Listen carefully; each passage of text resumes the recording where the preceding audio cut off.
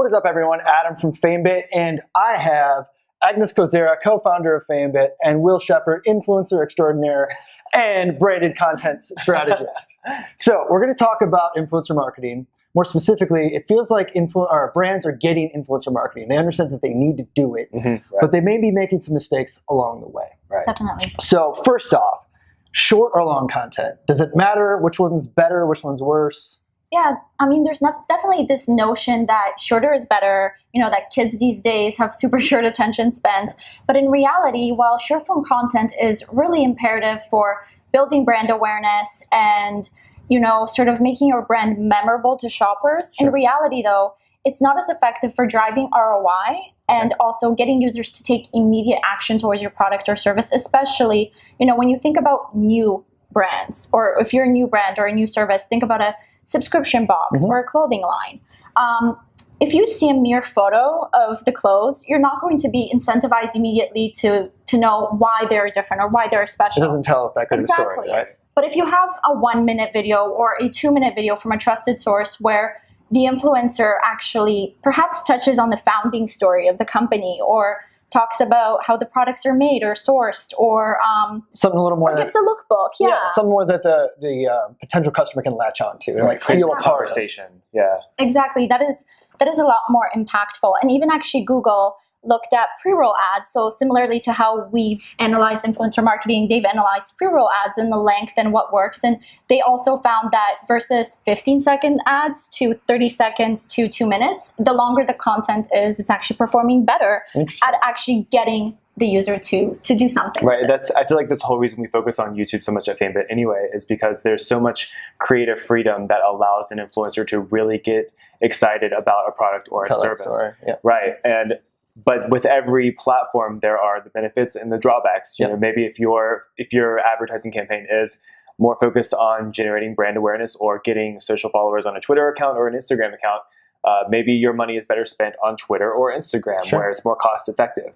However, at the same time, you have a tweet, which is only 140 characters, Instagram, where you don't have links that are clickable in the descriptions of the photos. So it really depends on what you're wanting, what your goals are from your campaign. Yeah, that's a great point. So you need to know that ahead of time. Right. Influencer marketing sounds really nice and sexy and people want to get into it, but you have to set those goals first. Otherwise, you have no idea really how to form your content. Yeah, it'll completely dictate the platform that you use. So in terms of content creation, what are some things that brands are doing wrong?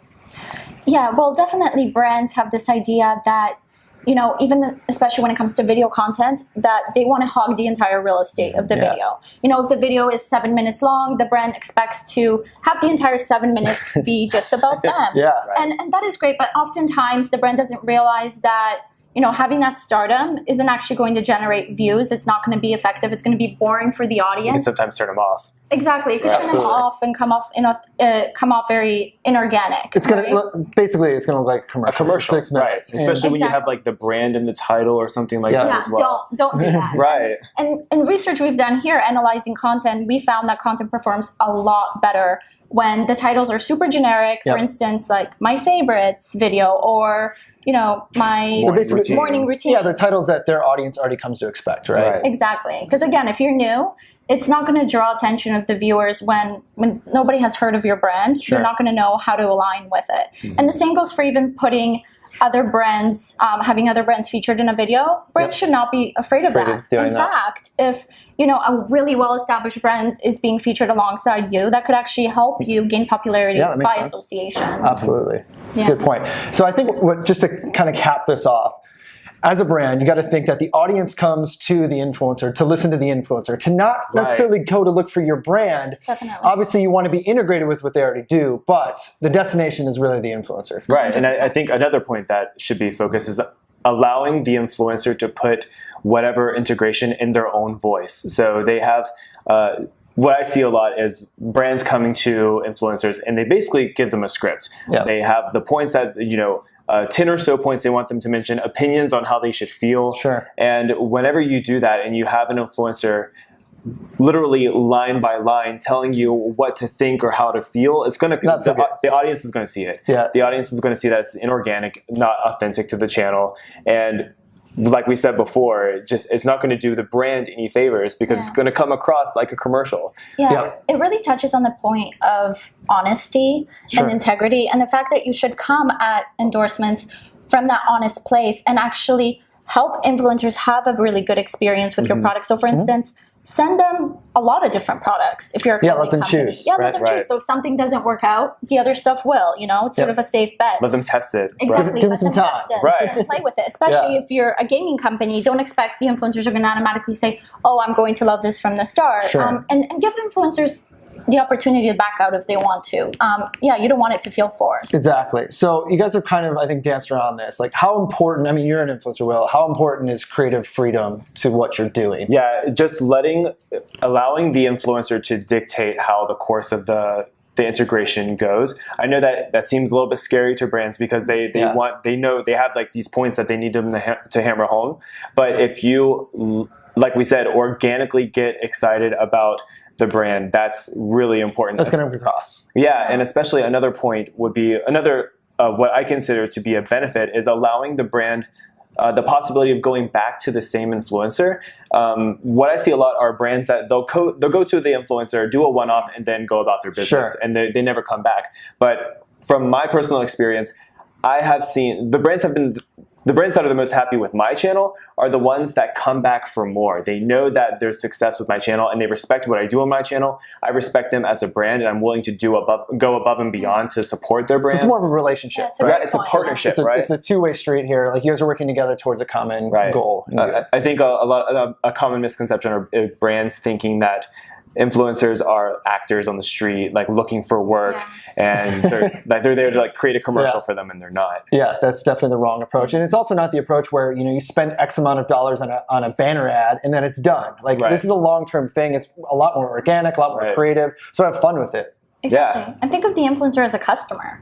At the end of the day, if you can convert them to be a customer, that's what you want. You want them to have such a good experience with your product that they are actually genuinely excited and are creating that endorsement because they want to. Absolutely. Something that I actually read very recently was an eMarketer study where it actually listed creative leeway as the most important thing over actual spend, which kind of like blew my mind. I mean, they were close, but like creative leeway went above spend by like 5%. So I mean, that's how important it is. In terms of creators, like prefer to get paid less. Yes, exactly. For having more freedom. Yeah. Right. And that makes sense because the more, like, for a dedicated video, you're obviously paying way more than if you were having, just a quick shout out. Yeah. Absolutely.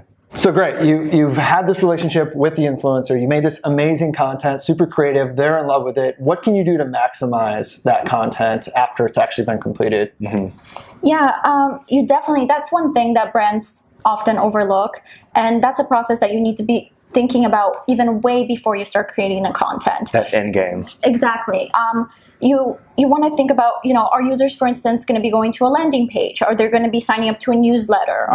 Are you trying to get them to go to the App Store or buy your product? And you need to position yourself for that. You need to give the incentive to the influencers right up front so that they can incorporate it into the endorsement. Any closing thoughts? I mean, just to like recap, what do we have? We have start with long form content. Right, exactly, because that is more optimized in search engines. You see a better result over time. So when you say long form content, just so we're clear here, we're not actually talking about an 8-minute piece of content. No. We're talking about more video over photo. Exactly. And start with YouTube. Okay. It is still the place where, it commands more attention of 18 to 34-year-olds than any television network. And just that global reach of that platform is impeccable. And it's the one place where brands tend to not have their own presence. For instance, like brands build Twitter accounts or they build Instagram accounts. But you really need those influencers on YouTube to drive that presence and tell your story. That's a great point. Right. And I think the next point is know what your goals are from your advertising campaign. Sure. What are you wanting to do? Are you wanting to sell product? Are you wanting to gain followers on a social media account? Because that will dictate, next point, where you go for your campaign. Do you go to YouTube? Do you go to Twitter, Instagram? What you want is going to dictate where you go. And don't hog the spotlight. Right. Share sort of the real estate of the content and be honest. That is huge. And finally, incentivize the audience to take action. Don't sort of think about the creation of the content as sort of the end of all things. Yeah, absolutely. There's so much more afterwards that you as the brand can do to follow up. Exactly, right. And push the needle through a thread. Well, I'm sold. Where do I sign up? FameBit.com. No, thank you so much, Will and Agnes, for dropping some knowledge here. I hope you guys all found it helpful. And yeah, good luck in your influencer marketing campaigns. Stay famous. Stay famous.